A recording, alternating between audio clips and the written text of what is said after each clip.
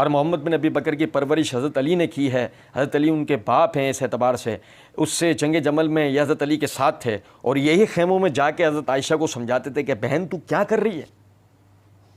اور محمد بن ابی بکر کی پرورش حضرت علی نے کی ہے، حضرت علی ان کے باپ ہیں اس اعتبار سے، اسی سے جنگ جمل میں یہ حضرت علی کے ساتھ تھے اور یہی خیموں میں جا کے حضرت عائشہ کو سمجھاتے تھے کہ بہن تو کیا کر رہی ہے. یہی جا کے حضرت عائشہ کو، اور یہ کہ مرزا کو کون سمجھاتا تھا؟ ابلیس. بیٹا تو کیا کر رہا ہے؟ بیٹا ذرا گیئر ٹاپ کا لگاؤ، گاڑی کی سپیڈ سلو چل رہی ہے، کچھ وسوسہ ڈالو، کچھ دھوکہ دو. تو اسی لیے کیا نام نکلا فوراً؟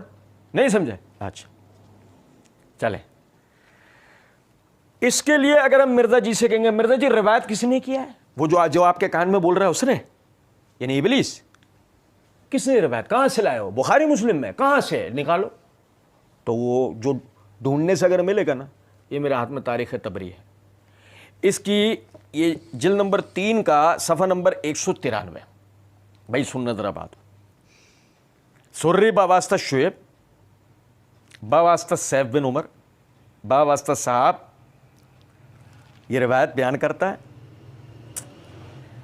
کہ جب محمد بن ابی بکر اور عمار نے ہودج کی رسیاں کاٹ کر اور اسے اٹھا کر ایک طرف رکھ دیا تو محمد نے ہودج کے اندر اپنا ہاتھ ڈالا اور کہا آپ کا بھائی محمد ہے. ہودج کس کا؟ حضرت عائشہ کا. حضرت عائشہ نے کہا یعنی قابل مذمت بھائی. حضرت عائشہ نے کہا یعنی قابل مذمت بھائی. محمد نے کہا، محمد بن ابی بکر نے کہا اے میری بہن آپ کو کوئی زخم تو نہیں پہنچا؟ حضرت عائشہ رضی اللہ تعالیٰ نے کہا تمہیں میرے زخم سے کیا واسطہ؟ تو محمد نے کہا پھر تو میں بالکل ہی گمراہ ہو جاؤں گا. حضرت عائشہ نے کہا نہیں، بلکہ پھر تو ہدایت یافتہ ہوگا. اس کے بعد حضرت علی حاضر خدمت ہوئے اور عرض کیا اے میری ماں آپ کا کیا حال ہے؟ حضرت عائشہ نے کہا الحمدللہ بخیریت ہوں. حضرت علی نے کہا اللہ تعالیٰ آپ کی مغفرت فرمائے. حضرت عائشہ نے کہا اللہ تمہاری بھی مغفرت فرمائے. بھائی جان یہ ذرا دیکھ لیجئے، یہ روایت مکمل ہو گئی، یہ روایت مکمل ہو گئی. آپ ذرا غور کیجئے گا، یہ خیموں میں جا کے حضرت عائشہ کو سمجھاتے تھے کہ بہن تو کیا کر رہی ہے، کہاں ہے یہ الفاظ؟ اسی لیے تو ہم نے کہا نا، کس نے بتایا؟ ابلیس نے. بیٹے ایسے بولو. بیٹے نے بول دیے. بیٹے نے بولا سننے والے بھی وہی ہے. انہوں نے کون سا کتابیں کھول کے دیکھنی ہے؟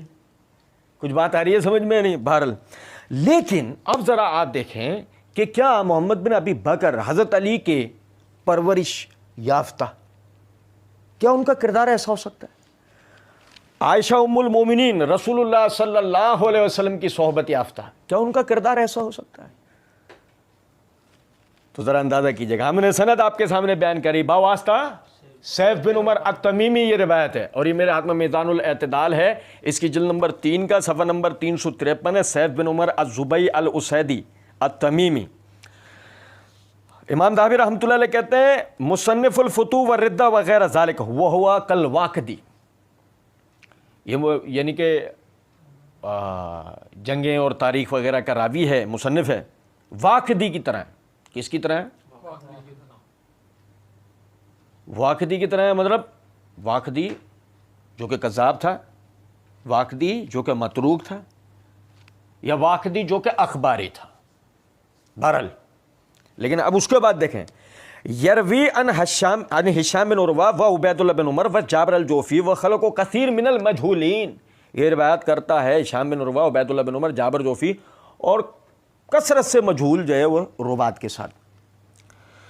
امام یحییٰ بن معین رحمۃ اللہ علیہ کہتے ہیں ضعیف ہے، اور دوسری سند سے فرماتے ہیں فلس خیر منہ، کوڑی اس سے بہتر ہے، پیسہ ایک پیسہ اس سے بہتر ہے.